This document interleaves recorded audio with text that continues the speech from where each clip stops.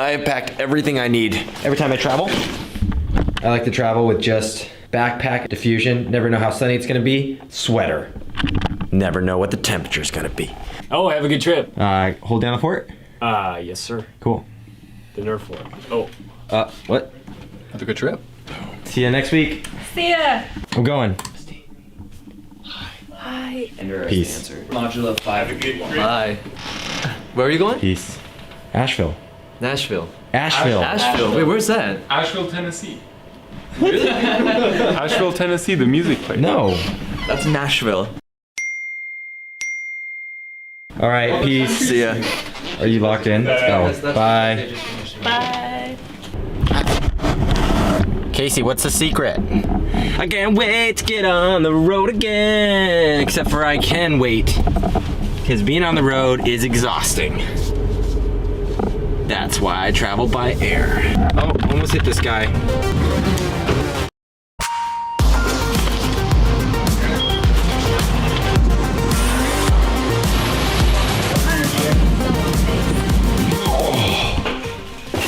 Backpack is way too heavy. Oh, they got me a little package. What is this? I usually don't open the cards first. Welcome to Asheville on the majestic Ridge Mountains. Yes! Somehow I knew that it was honey. Maybe it was because they also left this pamphlet about honey right here. It is midnight right now, but there is no bad time to taste some honey. I want you guys to comment below, which one do you think is gonna be better? Sourwood honey, smoking hot honey, or the vanilla bean honey? I'm actually putting my money on the smoking hot honey. I think this is gonna be great. So this is the regular honey. Ooh, it's nice and liquidy. That's good. That's really good. It's sweet, very sweet. I bet a lot of you guys don't know. I actually harvest my own honey. I've got 12 hives with Aaron's animals, and they're in Southern California. Right now I'm trying some East Coast honey.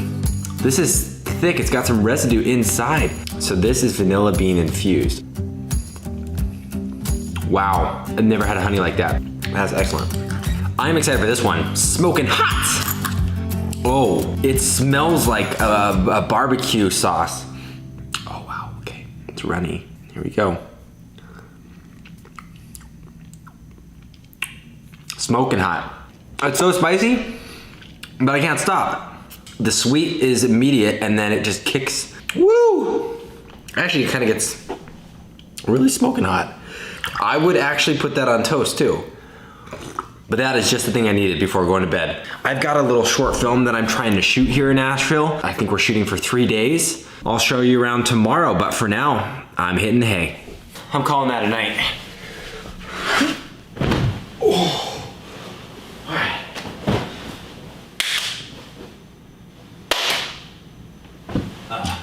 The old-fashioned way. Is this supposed to work? Our typical cost for a video normally ranges from $0 to $1,000. My team is great, but I wanted to see if I could push us to the next level. So I was wondering, what if I give them $10,000 instead? Would they look 10 times better? We are moments away from the explosion. I'm really nervous. Or 10 times worse? The bomb didn't go off. I don't like this.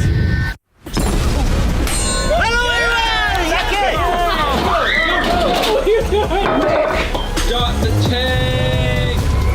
Dude, no. The best part is that you, the viewer, will determine who made the most epic video. But the rule is they cannot go over budget.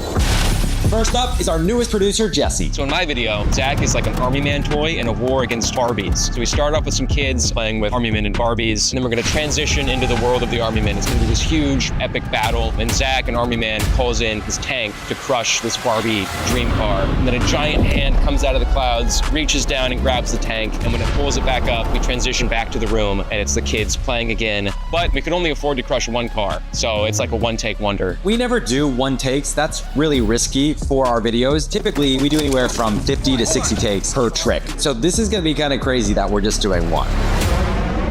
Welcome to our one room for 4 people.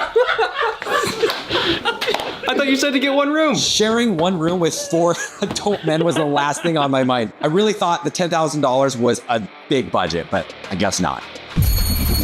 After 3.5 hours of sleep, we gotta go get some pink paint. We gotta go drive 2.5 hours, and then we're gonna drive a tank. Wow, this one is crazy. We're in a tank, baby. first step is to get the car painted pink. So we raided the local hardware shop to get some supplies. That'd be enough for a whole car? I can grab 2 to be safe. How much is it? $30. That was already in our budget, right? Yeah, we had paint. like 200. Yeah, let's get another one. Cool. Wow. Under budget on paint. Take that. So we totally could have got the second room. Ryan, do you think we need paintbrushes? I'm spraying it with a paint gun. What if it breaks? Paintbrush would take me like a long time. Okay, good. Then we'll go. Let's go. We made it. So we finally got to the place where there's tanks. We got to get the actors in our Barbie outfits. I'm gonna get in my military toy soldier outfit, and we got to film because we got to be actually done in 2 hours to get back to the airport to make our flight for the next production. Now, we only have 10 minutes to get this old dusty car painted completely pink for the shoot so we don't fall behind schedule. Oh no, your gun's broken? Dude, we fine? what is going on? What if it breaks? Uh-oh. This is not good. This is not good. I kind of told him we should have had a plan B. Okay, we got it, we got it. Ryan's painting the car. I'll give you a couple time lapses. Ryan, do you care if I help you finish painting the car? Go for it, man. Okay, hold on. Let me see if I can, We finished painting the car. Now we're gonna pick it up and take it over to our shoot location. This is the tank we're gonna be using. It's the German Leopard, and this is gonna be crazy. My first time driving in a tank. All right, let's start the tank. That is a tank. Yeehaw!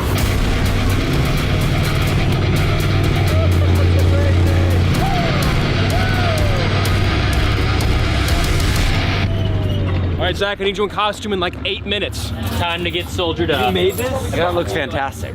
How'd you guys Google this? Army man costume. Oh. While I was getting into costume, Jesse got everything else set and ready to go. Now that everything was set, we were able to do a few run-throughs with the actual tank, but we only had one shot to get this right. Subscribe. Here we go. Everything was going so well, I couldn't believe we were actually gonna pull this trick off in a single take. Also, I'm hopping because my feet are like glued to that snowboard thing.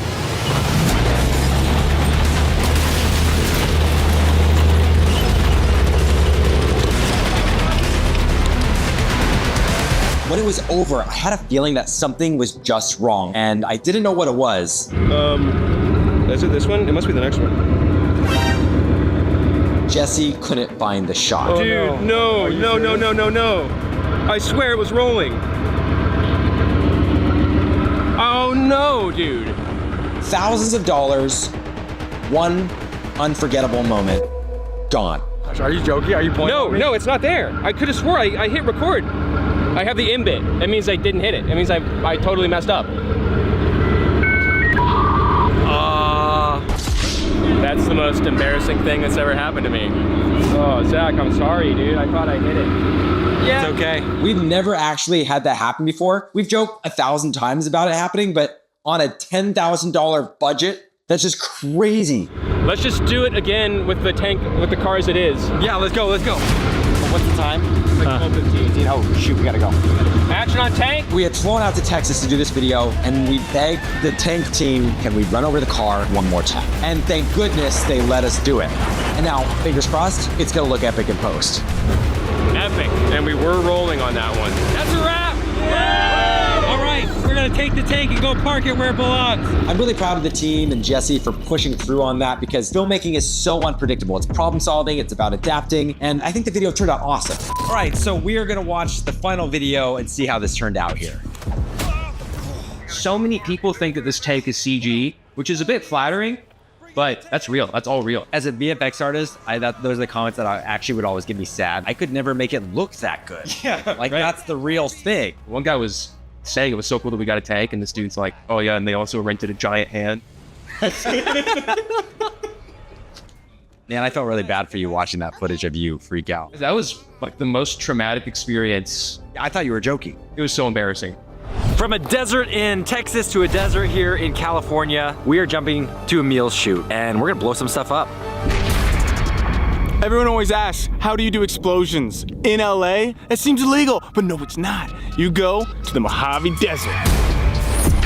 Okay, today we're gonna be blowing something up, but not just anything. The story is that Zach is inside of a movie and he's trying to cut a wire on a bomb, but he cuts the wrong wire. Classic Zach. So to escape, he uses his magic to exit out of the TV into the room where the TV is being watched, and then he runs out of that room into the desert, and he looks back and the bomb blows up that whole house. It's gonna be awesome because we got a whole team here who's gonna be running the pyrotechnics for us.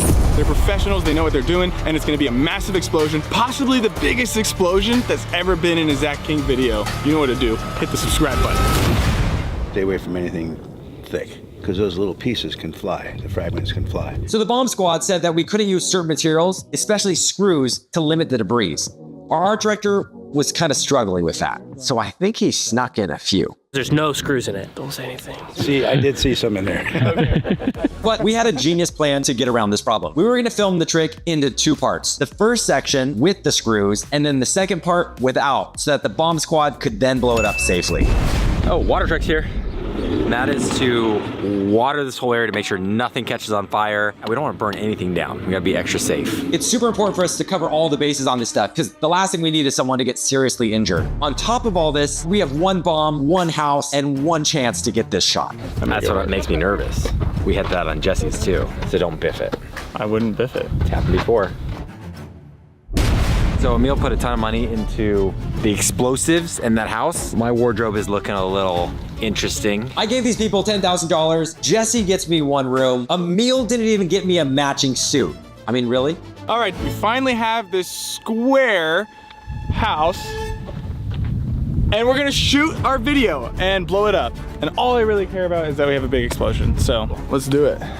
And action. This is our first setup with the screws, so I can jump through the set and have it not fall apart. As you can see, the screws aren't actually helping. Yes, please. Right. Wrong wire.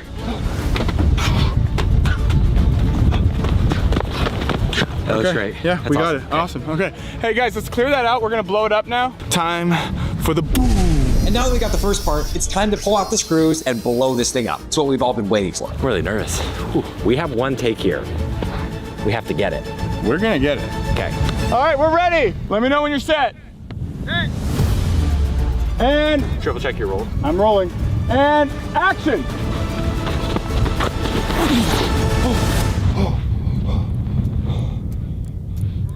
Okay, okay. You wanna... Should we reset? Do we reset? I don't like this. No, I'm just terrified. Could go off any second. Do we do a reset? Reset. All right, dust yourself off as much as you can. Fortunately, I'm really dirty. Oh, dang. Okay, ready? Here we That's go. okay. Go. All right, are you guys ready? Ready. Our camera is speeding. And action.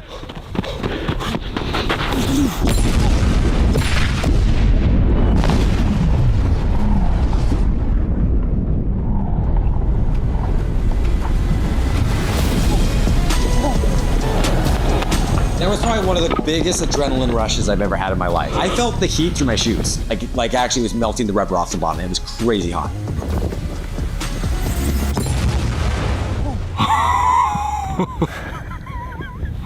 Dude, that's crazy. Let's see the final result. Which wire do I cut? Cut the red and white wire, not the white and red wire. That's the wrong wire.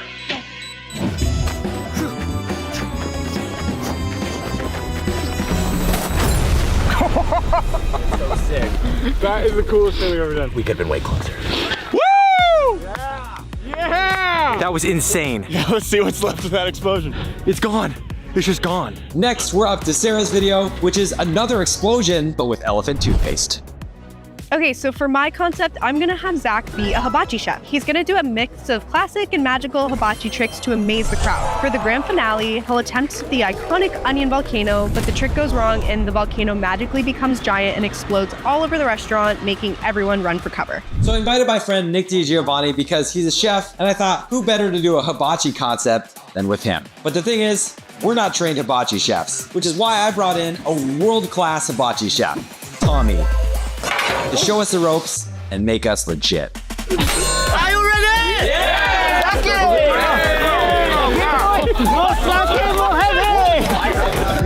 Oh! Yeah! Me? Oh! Got it. Yeah! Oh no! Oh, no, not both. Wait, not over. Oh, I got it. What was I'm not scared. Take the big cake.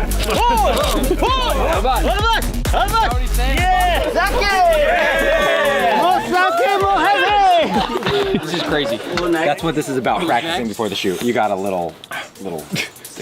Meanwhile, Sarah was prepping the chemical explosion, the big foam, big visuals, big finale, except we might have bought the wrong chemicals. Listen, we get that out there right now. That's the best we get. There's no way we get a good reaction. So what should we do? I am so disappointed. We really wanted to get the elephant toothpaste practically, but we do not have the right chemicals and we don't have enough time to go to a science supplier to get them. So we're gonna have to try to do it using VFX, and I am just hoping that we can get a strong payoff. Thank you, Tommy. Thank you for teaching us. Thank you. All right, we're done with our hibachi lunch. I hope Sarah's ready. We're gonna go to set. You don't slap it? Yeah, but like for the transition.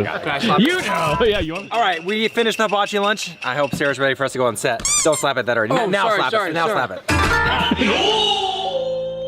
Do I look legit? Nick and I got to set, and we were dialed in. I mean, we're like chef ninjas. We're ready.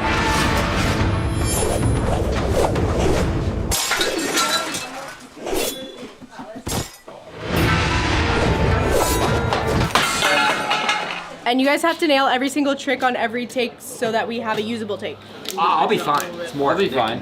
Let's see the egg trick right now. Hold on. Egg trick. We're rolling. Watch Ready? this. It's so easy. Whoa! Oh! Let's go. We're gonna be good. Don't worry about it. Now that we have the tricks nailed down, it's time to start filming. And action. Abash. Oh! Abash. Oh! So close. Wait, we could. I'll get it though. I'll get it. Abash. Nick's only here for like 20 more minutes and he keeps missing the first trick, so I need him to lock in. Abash.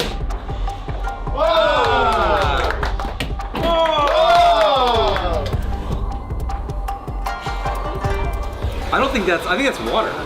That one's water. The red one's water. We were literally trying to light a fire with water. Oh, Abash. What are you doing? Whoa. No, he taught us that at the, that was a throwback. He did a fire tossing lesson. Yeah! Yes! Yes! Abash! Whoa!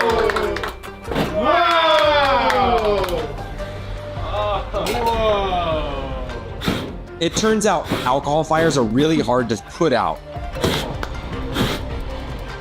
I am sweating so bad. Well, let's see. It just does the relight thing. We only have a few more minutes with Nick, so we have to get our take in the next few minutes. We haven't got a usable one yet. We got this. Hibachi chefs for life. Action. Abash! Whoa!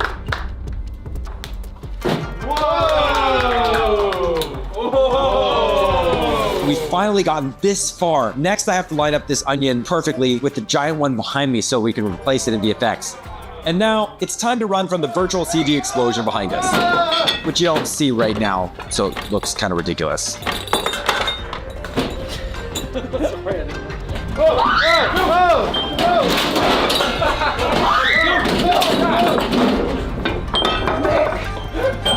It might be funny if I just die. Okay, Nick has got to get going to his flight. Can we get in this next one, guys? Yep. Last take. Whatever we get is what we get here. Ready when you are, Nick? And action. Abash!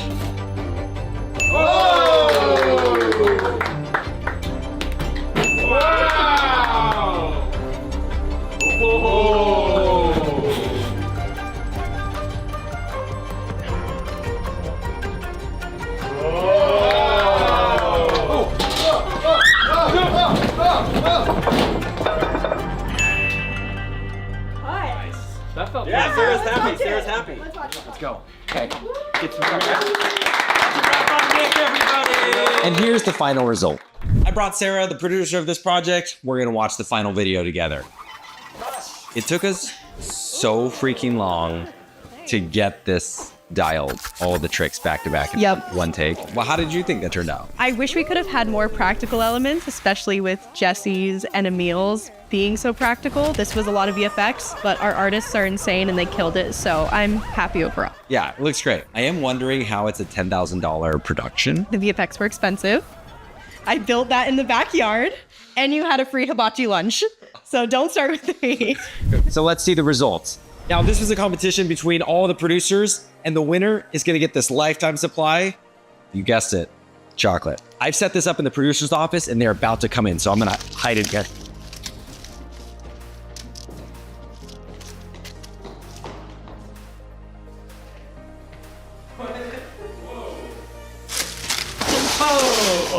This is the prize for the producers challenge. No way. Wow. Okay, so we had the audience vote and watch the videos and pick their favorite. Sarah, you got second place. Sorry to announce it like that, don't we? Jesse, you won.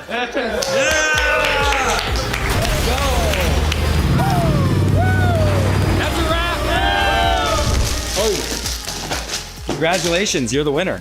This is great. I'm lactose intolerant. Okay, we'll get you a different prize. Sarah, you can have some. That's so awkward. You actually can't have these? No, and there's a gluten. They have there's gluten. Oh, I am so sorry. What a terrible prize. Oh man. I'll send you a different prize. Cool. Congratulations on the Producers Challenge to Jesse and, what did you didn't win? Okay. I got a call from Lucas, the project manager of our app, the augmented reality app that comes alive on the book. For book 2, it's coming out next week. The app got denied by Apple last night, so I have a feeling stress levels are gonna be high. Home sweet home. What's everyone's stress level today with the book? Decently high. And what's your tired level? I'm exhausted. I'm so wiped. Good night. We're gonna go check up and see how the rest of the team's doing. If you had to describe your stress level with an emoji, what would you use? Probably the lady going like this. Yeah. What is the issue? When you upload to Android, your APK has to be under 110 megabytes.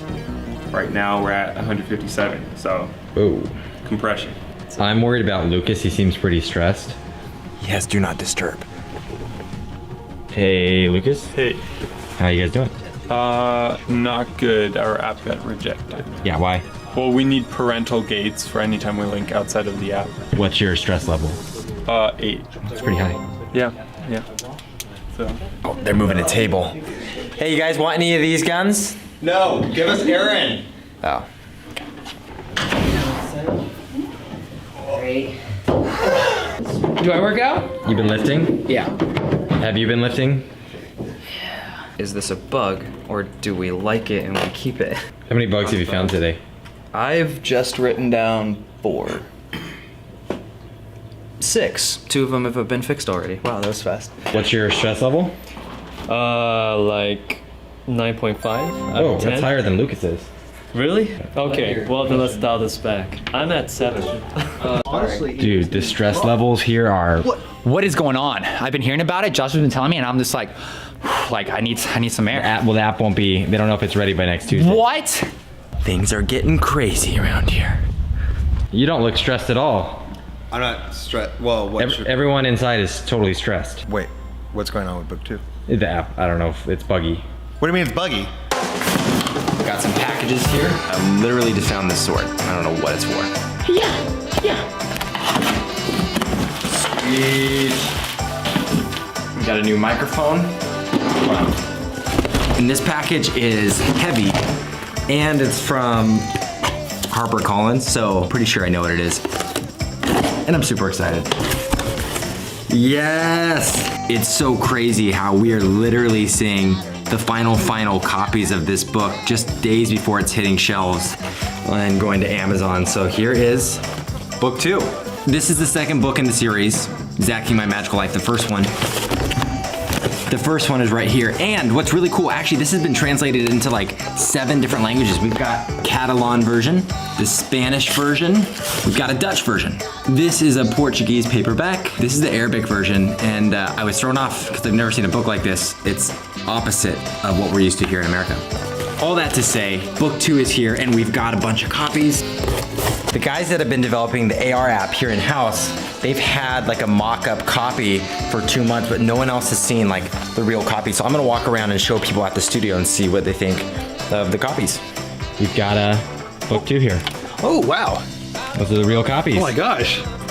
They look great. That's awesome. I love it. Whoa. My goodness. What in the world? And who's this guy? That's Hogan. This is the inspiration in real life for Hogan, everybody. My name is Hogan. Oh. Wait, is this Hogan right here? Yeah, he's from Australia. Whoa. Put another shrimp on the barbie. Wow, that's pretty sweet. Real book 2 copies just got here. Oh, really? Yeah. Oh. Jaden, just guess what just got here? Yes. Those are the final copies. Oh my gosh. You want to scan the cover? Dude, that animation's gotten so good. That's killer. We are publishing the AR book app number 2. The app is going live next week on Tuesday. So we're cutting down to the wire. We should show them too what the app does. Yeah, it should have. Whoa, he popped out of that? Whoa. Whoa, that's awesome.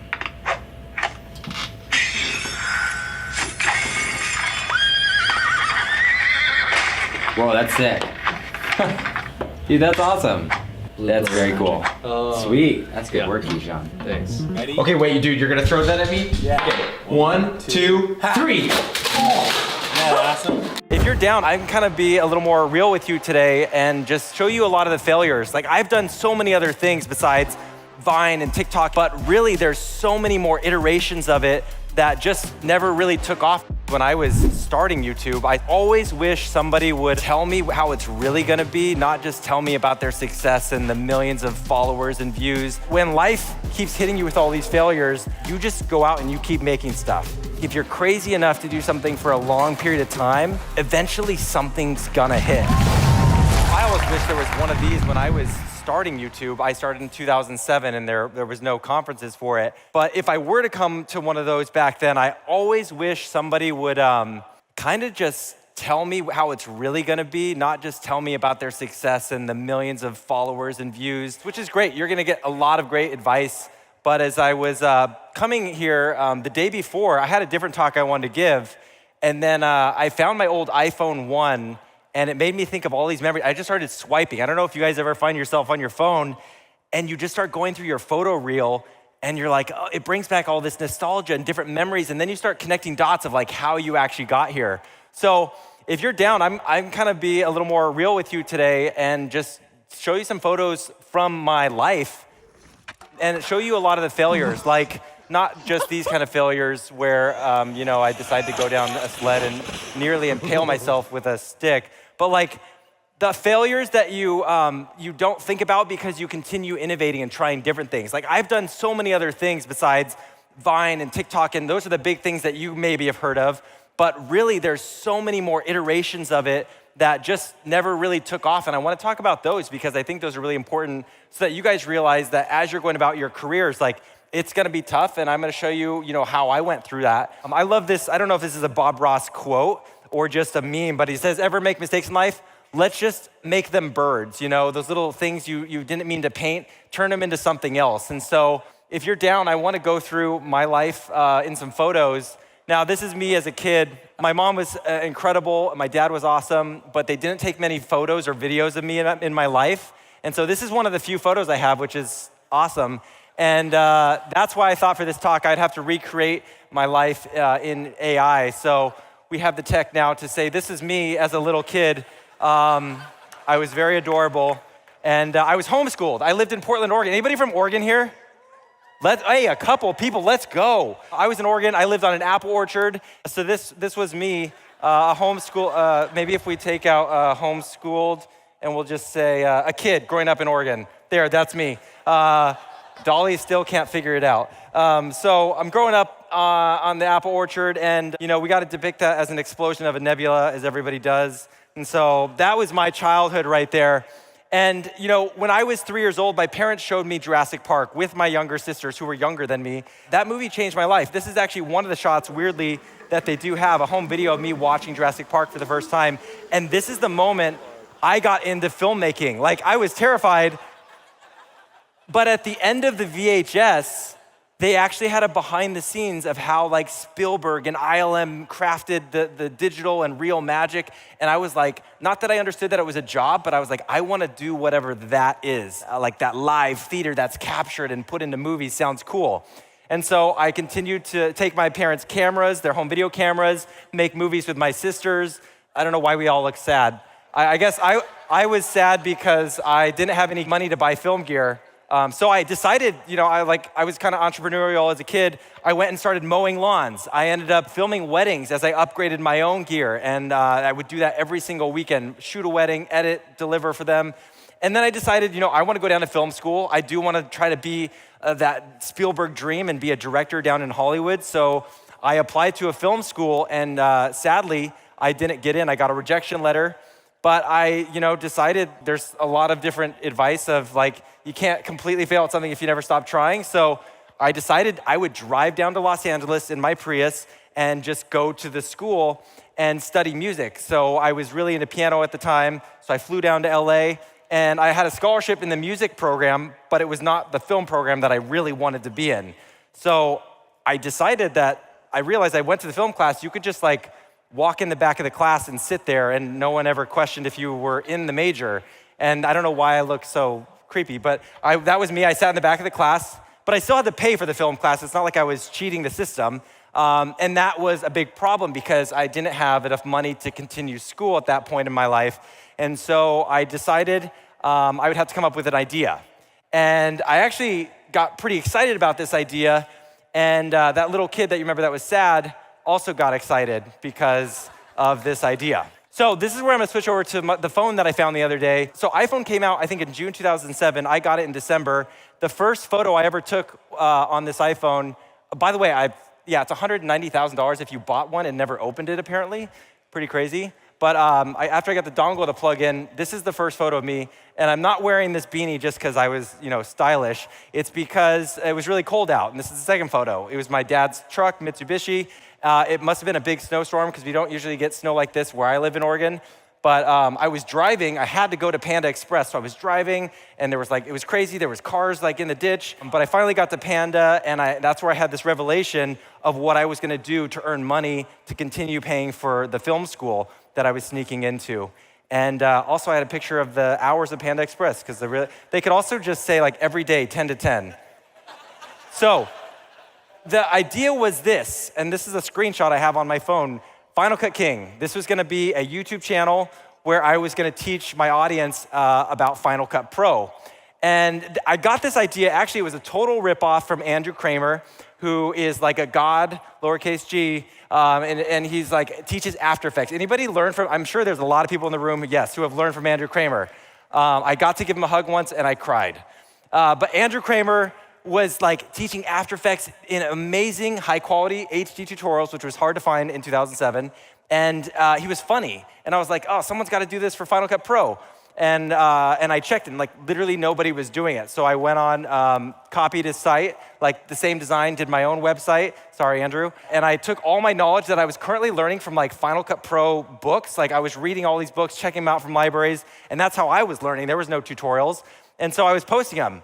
So I get that idea, I create the YouTube account, and I go down to Biola University, my school, and this is my dorm, this is my headquarters for Final Cut King, and I just start making tutorials for that entire rest of the semester. And eventually, it's around the time of summer, right before I move out, my roommates had enough with me. I found this photo I forgot. He said, make sure to clean up your area. I can help tomorrow afternoon, best to vacuum and dust everything then too. Very passive aggressive, Nathan. So Nathan, I moved out into my Prius for the summer, and I slept out of there as I made some videos, worked on the channel, kept making tutorials, but I was like a filmmaker. I always thought I had a vision, and directors do that thing where they have a vision if they point their fingers that way. And the truth is, though, wasn't making enough money on YouTube. AdSense had just started, or I had just gotten into the program. Maybe at the time, I'm making 8 to 9, maybe 10,000 on AdSense. which was enough for me as a college, like eating noodles, just the food part, but living in LA, paying the rent, and also going to school was not gonna cover it. So I had to come up with another idea. So that's when I went to jail, or I was an extra in a TV show called Leverage, and that's a better way to explain it. And I was prisoner number 23. And this is a picture of me on my first day of the shoot. I was so excited to make whatever, 300 bucks a day, mostly because, not because I wanted to act, but because I got to be next to the camera people. I got to see like how the crew was working, the behind the scenes. And it was all so fun until this first AD busted me for having a phone out on set, and then I got sent away. But it was like a couple weeks later that I came out, luckily, with a viral video called Jedi Kittens. At this point, I had been listening to the audience, like the tutorials were working great, but then I noticed people just said like, hey, we really want to see like an example short film. So if you're gonna talk about a lightsaber, maybe make like a 1-minute lightsaber example as a skit. And I kind of saw that comment coming up a lot, and I made one. And then it was like, when I posted this in the comments, I was like, next week, lightsaber tutorial for Final Cut Pro. But what really took off was the cat video, which was kind of accidental. I didn't expect that at all. In fact, it went so well that I was like, well, George Lucas made sequels. I'm gonna make a sequel called Jedi Kittens Strike Back. But there was a problem again. I didn't have money to fund, the $500, $600 that I needed to make that short film. So that's when we ended up going to this conference, me and my buddy. I guess the reason I have this photo is because I was squatting at the time in LA. It was a few years after the house crisis. So there was a lot of foreclosed homes that were empty, and so we just snuck in there for a summer. And that's where we, all I'm saying is I had no place to live during the summers. And I would go to the conferences, and my dad would run these conferences, so I would be the production team. And I would say also that $400 stipend for the hotel, can you give me that cash so that I can just because I could sleep in the back of the area with the projectors.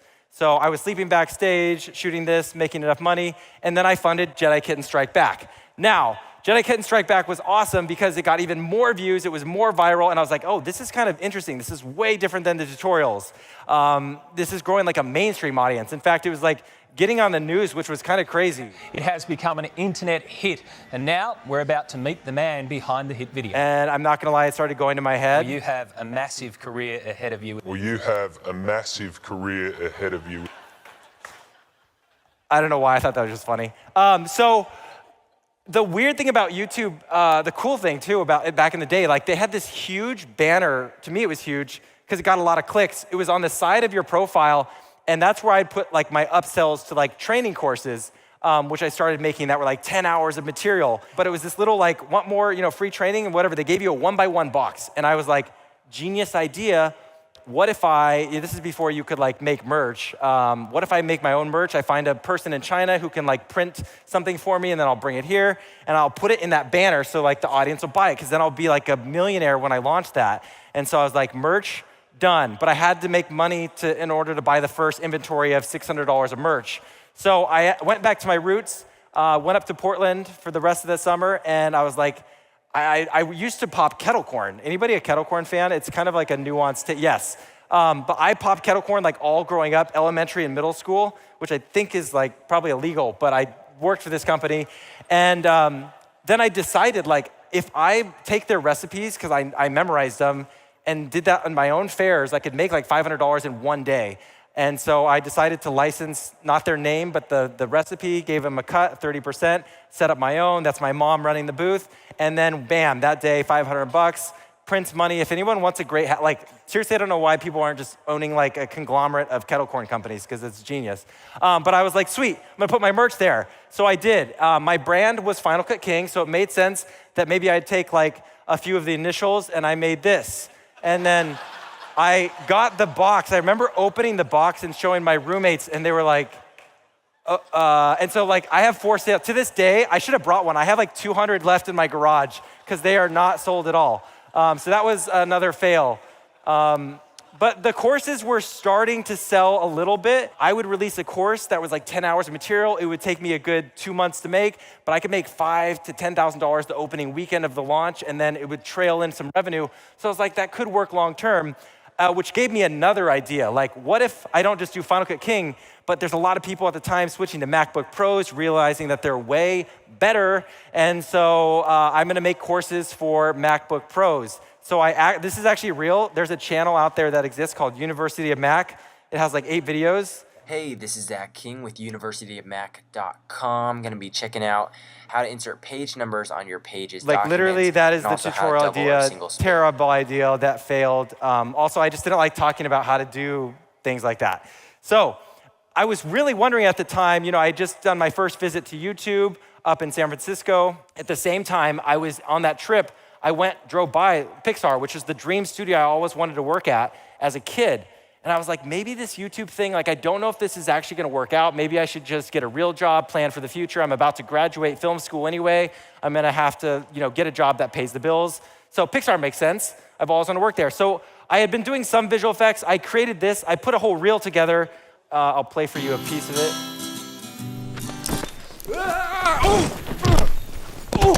First, there's sour.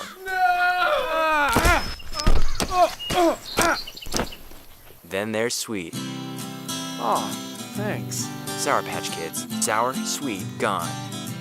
So I don't know if anybody from Pixar is here, but I would still submit that.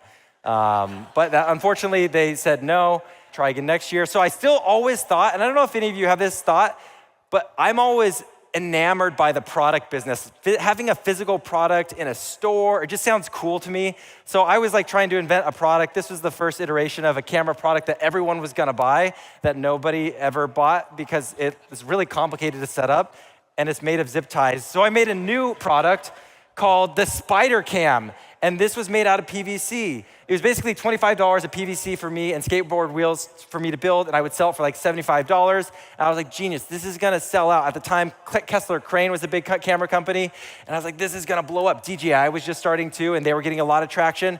I'm like, I'm gonna be the next billionaire here. So I started manufacturing these in my dorm room. I hired my roommates. We all were making assembly line PVC spider cams.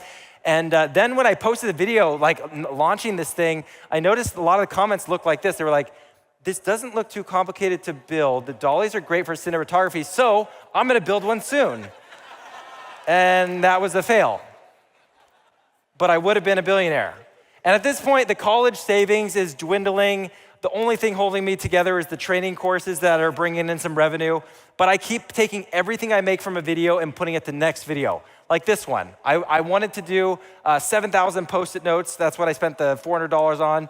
And I hand animated all these myself and made this kind of fun Mario's being chased by all these video game characters.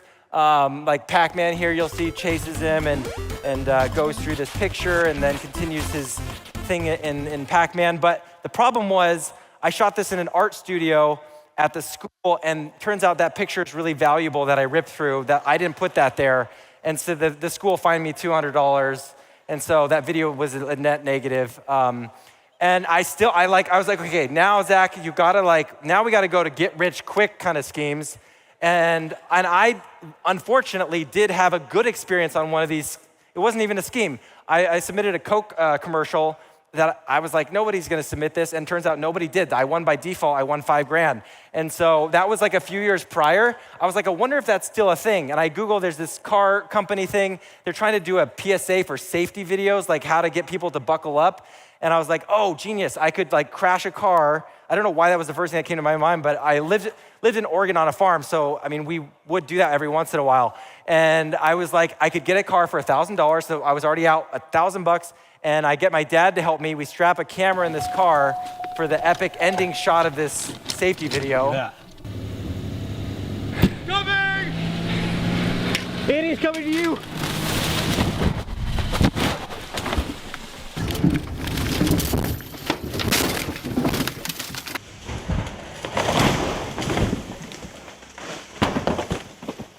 Yeah, definitely don't recommend that. Luckily, though, when they announced the winners, I wasn't on the list, so that was a fail.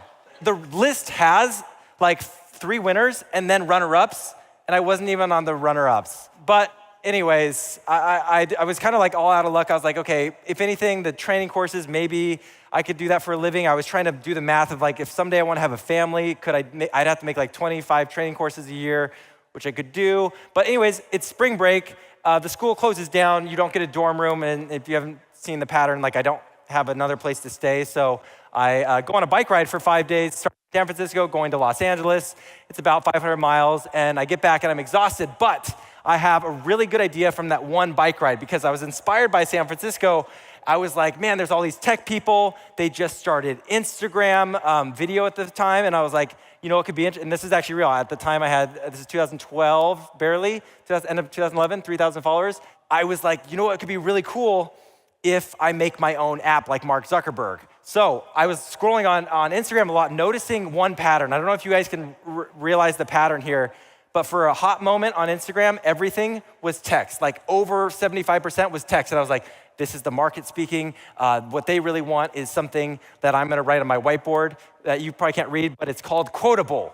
And so the idea is everyone wants inspiring messages and texts and quotes, but what if it's from your friend? What if you say something really funny and then I write that down and I tag you, and then it's basically like a weird version of Twitter that I created the mock-up and then my friends tried it for a day and they never went on the second day, so that was a fail. But Quotable was gonna be my big other billion-dollar business. So I'm thinking to myself, like at this time, like in the back of my head, YouTube is, maybe that could be a thing, but maybe I need to get a real job in the film industry. You know, again, that's been the goal. Let's make a feature film, let's make TV shows. And it happens that I was on a trip to make YouTube videos across the entire country. I'm traveling like 10,000 miles. And in Washington, D.C., I have lunch with a random like co-producer who introduced me to the executive producer, to the boss of one of the discovery departments, and they offer me a job. And get this, the job is like 6 figures. So I'm like all in, and I just start the interview process. And the only thing that was important to me was like if my friend, who you saw in a few of those photos, Aaron, could also go with me and get the same offer and do the same job. And because we're co-conspirators in a lot of these things. And they were like, yes. And I was like, okay, this is cool. We did the interview for 2 months. We showed what we would do if we were producing there. And we go in for the interview. It's like one of the last interviews, and it's in LA with their LA division. And at the end of the interview, it's all cordial, it's all cool. He asked me, like, do you have any questions for us here at Discovery? And I don't know why. I think to me it's a God moment, but you know, for me, I just felt like I should tell him my situation, what I was doing with YouTube, and that was the hardest part of the decision for me. And I was like, I don't know. I have 250,000 subscribers on YouTube. I'm doing these courses, but it's not really making enough money. It's paid off school, but it's like not. I don't know if it's long term. And he like paused, and he ended up saying like, I don't know, if I were you, that sounds kind of cool. Like maybe he didn't want to hire me, but he was like, that sounds kind of interesting, and it sounds more cutting edge than honestly what we're doing. Like here, you're just gonna be producing what we're already doing, but there it sounds like you can produce and do your own what you want to produce, so maybe. And so I left that meeting, met with my buddy in the lobby, and I was like, did you feel like that's a no? And he's like, I don't know, it could be cool. And I was like, I asked him this and I explained, and then we decided to not do it. And I mean, wouldn't you know, it's one of those weird life God moments where Vine came out later that year, a couple months later, and I jumped on that. Because again, if you didn't see the pattern, I just jump on whatever comes out and is interesting, and I try it. And I happened to try that. And I tried a lot of other things though. I tried Snapchat shows, because you know, Sean Duras, who's here, I was like, he's killing it on Snapchat. I can do that too.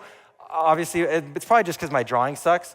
Meerkat and Periscope, I don't know if you remember these, but they were like live for journalism, but also I was like at the time writing a feature film that we were gonna shoot live, and people were gonna be amazed that it had like cars blowing up and flipping on Periscope and be like, what is this? And it would go super, but then the app's both shut down before we went into production. I thought Byte, I was banking on this for a long time. It briefly went to the top charts. Spent a lot of time there. I converted like half of my video library at the time into 3D. I paid a bunch of rotoscopers to go through and make it, because there was this pitch I got in this one meeting from this, I think, wealthy billionaire. He was like, it's gonna be a big 3D thing and movement, and I would be the first one if I did it. And now I think about it, I think I paid his company to rotoscope. And I accidentally let my kids run in the warehouse that one time. I built a pizza oven that actually turns out that my audience said like, oh, that concrete is very like toxic when you heat it up. I started a live show on TikTok that didn't do well. I started a live show on Instagram because I thought that maybe it was just TikTok's problem, but it turns out it's a me problem. Let's go! I was excited to get my first YouTube original, and then their team shut down like a couple last year. And so sorry. And I thought the spherical videos would really take off, and none of you are wearing them. It's just me. I dyed my hair blonde for a video that actually technically didn't work in visual effects. So that was the last 6 months of my life explaining why I had blonde hair. I made mistakes, built sets on beaches where the tides came up. We didn't check the report. I spent a lot of money on this one. I built an app called Soda Jetpack Zach, which was mimicking one of my videos on Vine that was really viral, where you'd fly and collect soda, but apparently nobody really wants to do that. I was even going to Dubai to start a media agency at one point. This was actually a very serious thing. My wife and I had recently gotten married. We were talking about and taking like the first 5 team members. We were like, go start a Dubai division for 2 years and then come back and finish the American stuff. That never went through. Fish on a Stick. This was gonna be a big show that no one's here heard of. I started a VR company doing magic, so you could reach into like items and your hand would be in a different part of the room. But it turns out that's not the video. She's just playing something else. But everyone got sick playing ours, so we shut down the business. Even Spielberg himself reached out to me and wanted to turn my book, kids book, into a movie series. So they optioned it by Amblin. I went in for meetings with their team, and then I just haven't gotten a call back. So I always wish somebody told me that when life keeps hitting you with all these failures, that you just go out and you keep making stuff. That no matter where you are in the process, I'm gonna read you this note, because this is the note that I found that I forgot I wrote this to myself probably in 2013. It's called Thoughts About the Gap. And it's like, I wish somebody told me this earlier when I first started, before I jumped into the mud, that there's this gap, that you spend years and years of your life making stuff that just not good. Like you see the vision in your head, but then it just never turns out to be what you set out to make in the first place. It might have some potential, but it's not good. But your taste is developing, and that might be getting good, but your work doesn't match, which is really frustrating. And a lot of people quit right there. That's where, you guys made it, you're still in the room. But a lot of people have left because of that. And they know that their work needs that special thing and they can't seem to find it, that one thing that makes them stick out from the crowd. And I guess I always wanted to be told that we all go through this. This is a normal part of the process. The process is frustrating, but it's normal. And all we can do as creatives is put ourselves in front of the craft and do the work. Get on a schedule, get disciplined, and publish your work. Put it out there and see what sticks. And also, whenever possible, it should be fun, right? It should be fun. This is a long journey that we're gonna be on. And so I learned that you really gotta discover your voice to make something that's gonna hit, and do it over and over. And for me, discovering my voice is going back to my roots. It was my grandfather who taught me magic. We would drive around the Pacific Northwest on the weekends, and he would teach me magic. And it was because of him, when Vine came out, I was like, sorry, I didn't expect to cry.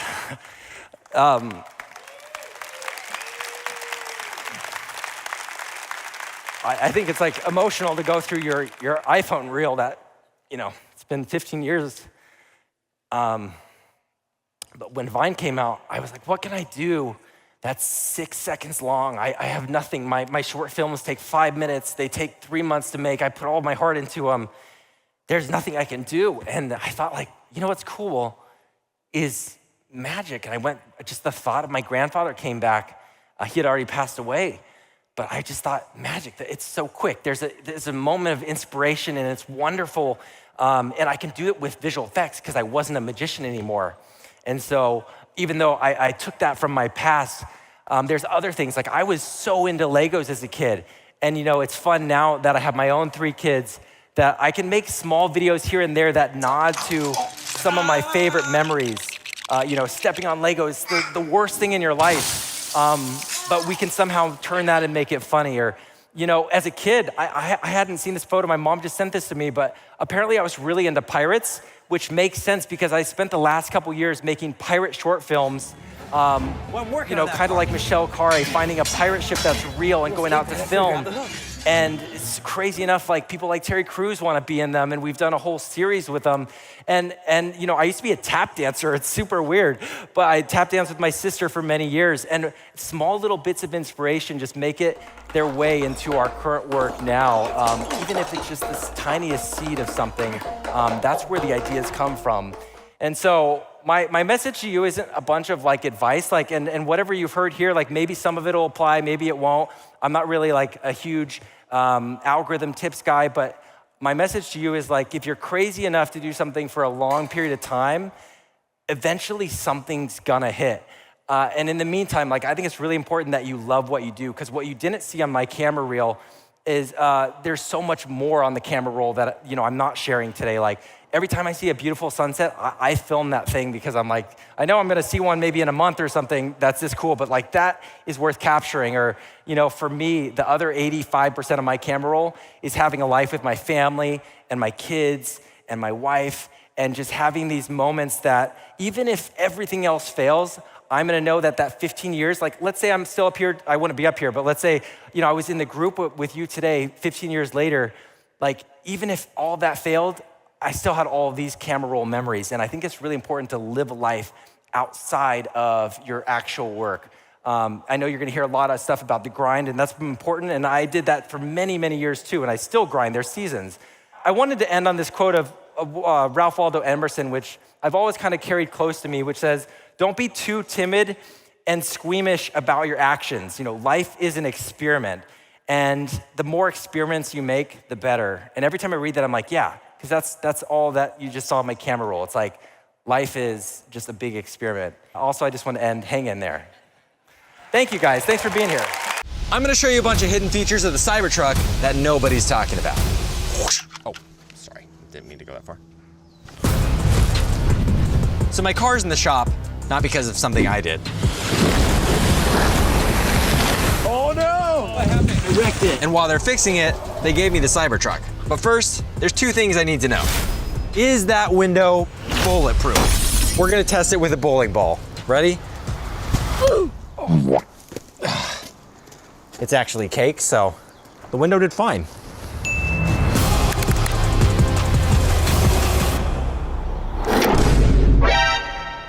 Okay, that's terrifying. Let's do the thick part. Here we go. Ah, it didn't do it. Pretty good. Anyway, let's get into the hidden features.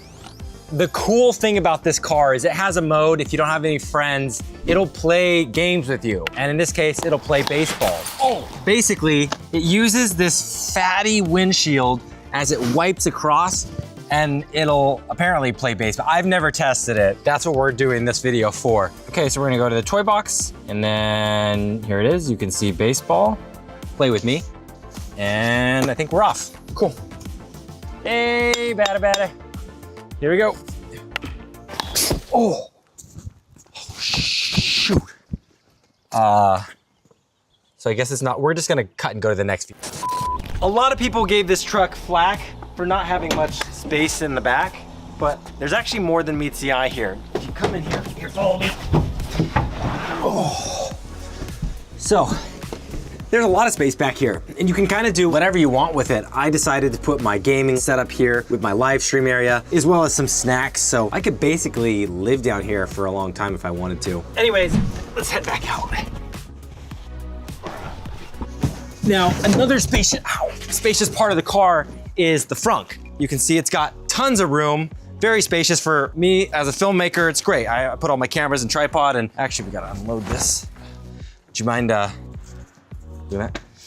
I like to, you know, keep all my film gear here, and yeah, pretty chill.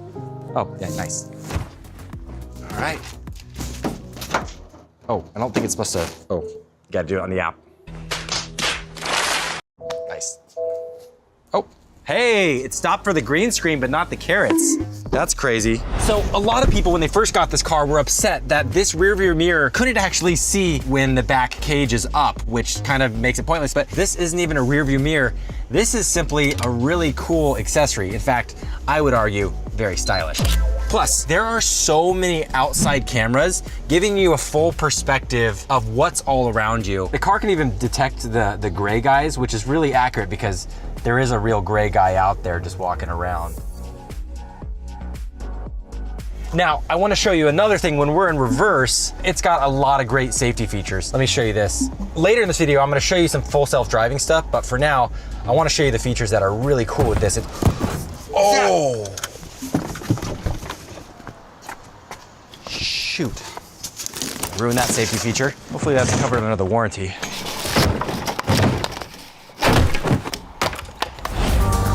The navigation in a Tesla is actually really superior to other cars. If you want to go to In-N-Out, for example, we just hit In-N-Out. You can just straight up grab the item from the place. So that's pretty awesome if you ask me. And this is why it's worth upgrading to the $12,000 full self-driving, so you can eat in the car. I stole my sweater. It's crazy, it's even making lane changes for me. I'm a little scared. There's a big turn, big turn, big turn. I've never been in those like Waymo self-driving cars, but I imagine this is what it feels like. It's turn, oh, we are on the other lane. How fun. Anyways, let's get on to the next review. Whoa, what's the bicyclist doing? Oh, we totally got cut off by a bicyclist. Did you get that? Yeah.